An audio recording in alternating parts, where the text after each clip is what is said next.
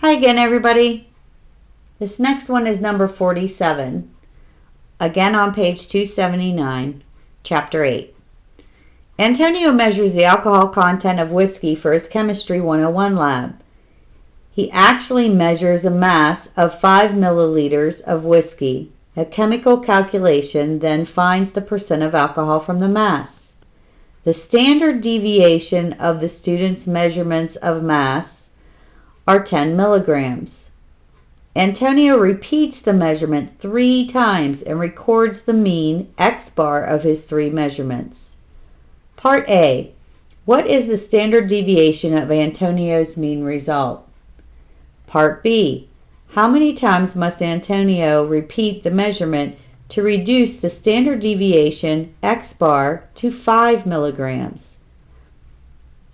Finally, explain to somebody who knows no statistics the advantage of reporting the average of several measurements rather than a single result measurement.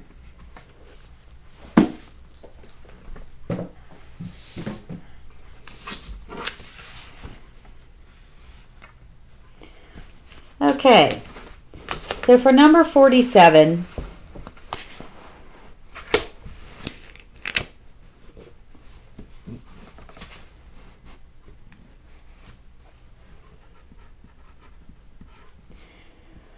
we're given the standard deviation of 10.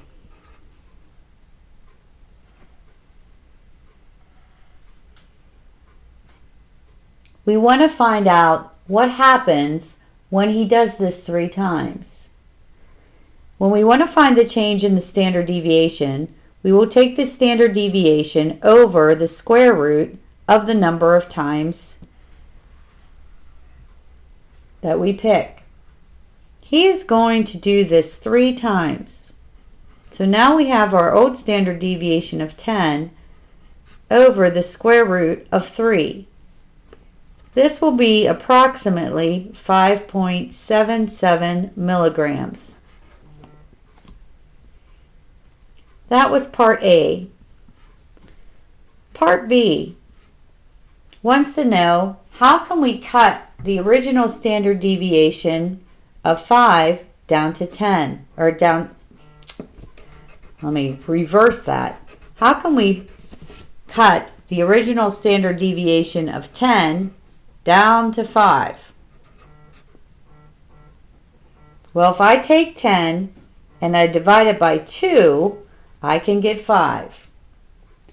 So I have to think about what I would put under my 10, how many I would put under my square root so that it would reduce down to 2.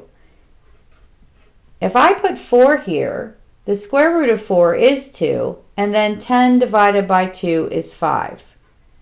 So the answer to my question is we need n equals 4 measurements.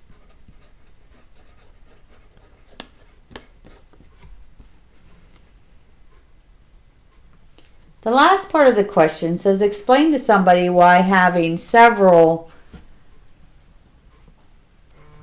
measurements is better than an individual measurement. Well, you could explain it in a couple of ways.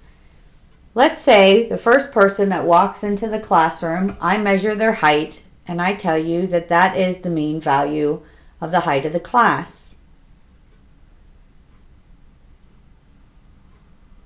That may or may not be correct, depending on how tall that person is. However, if I take the values of everybody in the class and then I actually calculate the mean, I'm going to have the correct measurement. The concept is the same here. If I take one individual study and I look at the mean of that one individual study, that may be a decent calculation. However, if I do it more times, it will become closer to what we consider to be normal or common. Hope this helps you out.